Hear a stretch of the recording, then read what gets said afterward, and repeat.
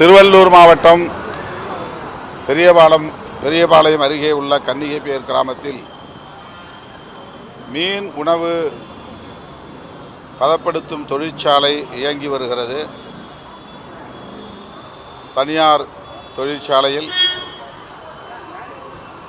ஏற்பட்ட அமோனியா என்கிற நச்சுவாயு கசிவால் இதுவரை 5 பேர் உயிரிழக்கும் பேரவலம் நடந்திருக்கிறது. ராஜீவ்காந்தி மருத்துவமனையில் தீவிர சிகிச்சை பிரிவில் 12 பேர் தற்போது அனுமதிக்கப்பெற்று சிகிச்சை பெற்று வருகிறார்கள். அதேபோல ஸ்டான்லி மருத்துவமனையிலும் அனுமதிக்கப்பட்டிருப்பதாக தகவல்கள் கூறுகின்றன. பெரியபாளையம் அருகே ஒரு தனியார் மருத்துவமனையிலும் பலர் அனுமதிக்கப்பட்டு சிகிச்சை பெற்று வருவதாகவும் தகவல்கள் உள்ளன.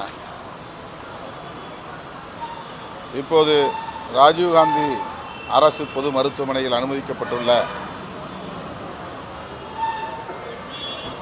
அமோனியா வாயு கசிவால் பாதிக்கப்பட்டு சிகிச்சை பெற்று வரும் அந்த தொழிலாளர்கள் அனைவரும் பெண் தொழிலாளர்கள் என்பதை அறிந்து மிகுந்த அதிர்ச்சி அடைகிறோம். பாதிக்கப்பட்ட தொழிலாளர்களுக்கு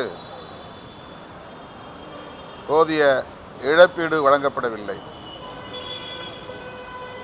2 லட்சம் ரூபாய் என்பது பாதிக்கப்பட்ட குடும்பத்தினருக்கு உரிய இழப்பீடாக இருக்க முடியாது.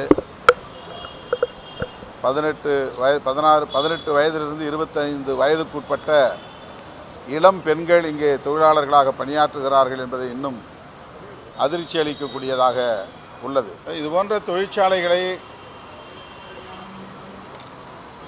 அடிக்கடி ஆய்வுக்கு உட்படுத்த வேண்டும். தொழிலாளர்களுடைய நலன்களை கண்காணிக்க வேண்டும்.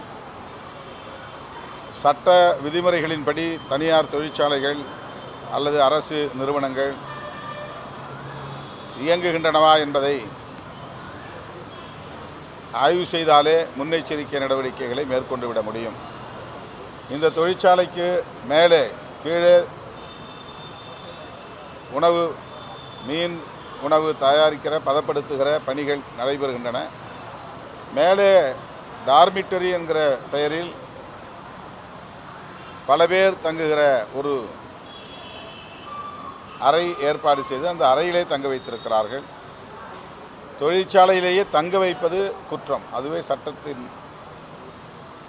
விதிமுறைகளின் கீழ் வராது. சட்டத்தை மீறிய செயலாகும்.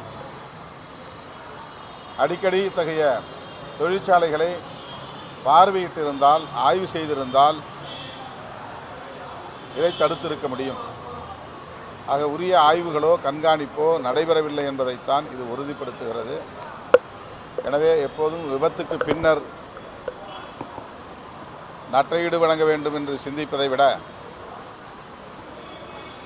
முன்னெச்சரிக்கையாக தடுப்பு நடவடிக்கைகளில் ஈடுபட வேண்டும் என்பதில் அரசு கூடுதல் கவனம் செலுத்த வேண்டும் என்று கேட்டுக்கொள்கிறேன்.